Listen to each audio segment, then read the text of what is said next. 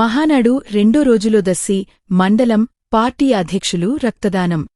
ప్రకాశం జిల్లా దర్శి నియోజకవర్గం దర్శి మండలం అధ్యక్షులు నూతనంగా ఎన్నికైన మారెళ్ల వెంకటేశ్వర్లు మరియు యువనాయకులు డీసీ అధ్యక్షులు మల్లి తెలుగుదేశం పార్టీ కడపలో జరిగిన మహానాడులో రెండో రోజు ఆయన రక్తదానం చేయడం జరిగింది.